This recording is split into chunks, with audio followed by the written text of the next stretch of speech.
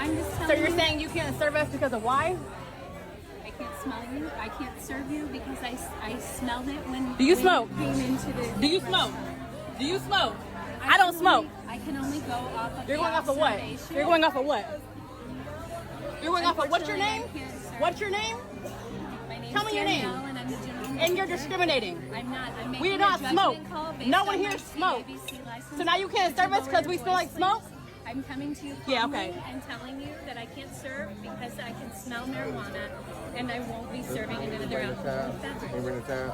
Yes. Okay. What is your discount? Y'all smell like smoke, so I can't serve you another alcoholic beverage.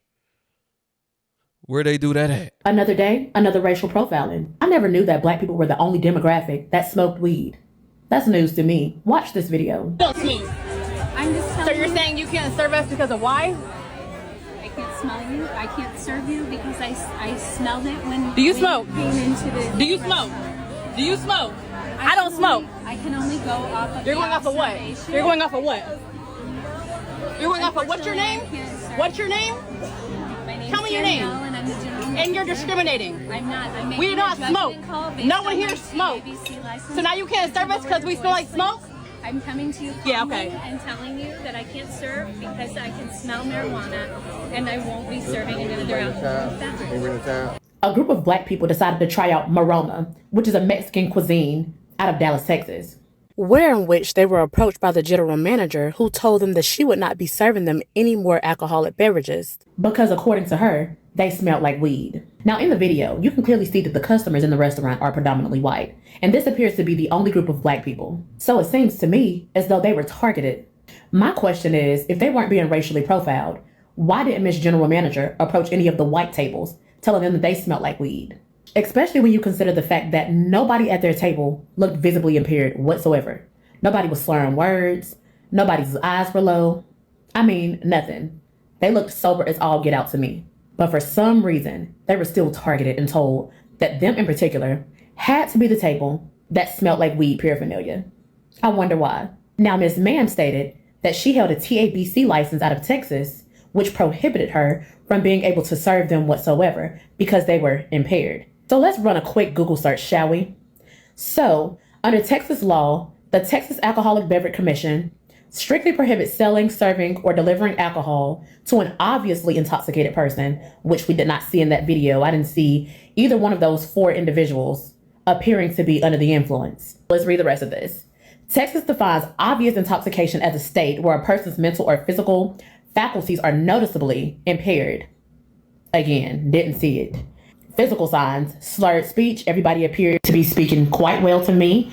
Unsteady walking or swaying. Bloodshot or glassy eyes, didn't see it. Loss of balance or a strong odor of alcohol, or in this case, a strong odor of marijuana. All I know is play stupid games and win stupid prizes. Maroma will never have to worry about me spending my black dollars in their establishment when I'm down in Dallas, Texas. If you want to racially profile my money as well.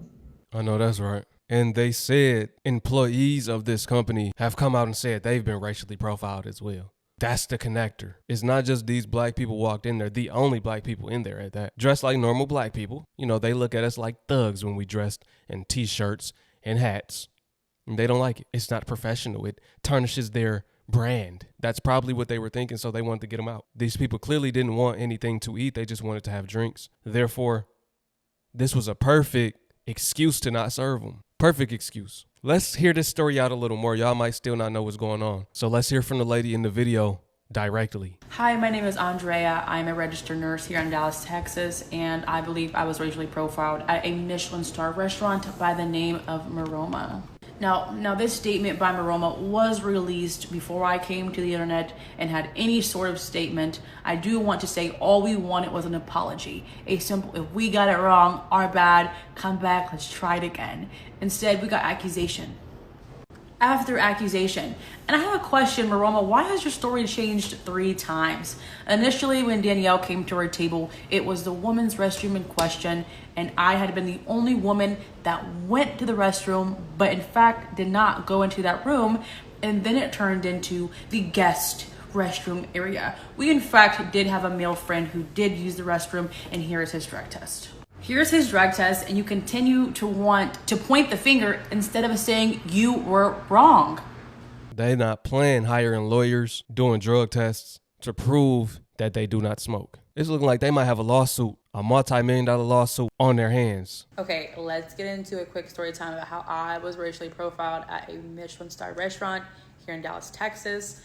And I want to start by saying I understand how I handled the situation was inappropriate. I was coming from a place of anger, I was hurt, and truly what I was being accused of is so far from the truth, and I bear receipts. I know these are unofficial. Now that I've decided to seek legal counsel based off of this statement today, I am going to go get an official drug test. With that being said, I do want to notate that Maroma is owned by Big Deal Hospitality, which also owns Casa Brasa. And I have had some conversations with former Casa Brasa employees who also state that, in fact, this establishment does discriminate and racially profile Black people. All right, now that's what I meant. So a company under their umbrella has been racially profiling Black individuals. It's not that restaurant indefinitely, but it's one under the same umbrella, under the same ownership. Guilty by association, if you ask me. Y'all are still owned by the same people. Let's get into it. So immediately upon coming into the restaurant, we were told that we could be seated, but we could not stay long due to existing reservations. And we're like, okay, that's fine. Like, we already had dinner. We're just here for a few drinks. So as soon as I walked into the restaurant, I asked where the restroom was. They showed me it was in the back right corner. So when you get back there, there's a single male stall on the left and a single woman's stall on the right. The woman's stall is occupied. So I'm sitting there for a few minutes, and then I decide I'm just going to use the male stall because it's open. So I use the restroom and go back to the table, and everything is pretty normal. So about 15 minutes after I used the restroom, we were approached by Danielle, the general manager, and she informs us that there had been complaints because the woman's bathroom reeked of marijuana. And based off her observation, she was no longer able to serve us alcohol. And I had been the only one that had went to the restroom. And if you guys remember correctly, I didn't use the woman's stall. All right. See that? Now she did something strange going to the male's bathroom, but I guess she really had to use the bathroom. I don't know. She didn't go in there according to her. Now you're accusing her of something that's not accurate according to her. Let me know what y'all think about this one. Let me know if you've ever been racially profiled at this restaurant or any other restaurant. We know when people don't want us in their establishment.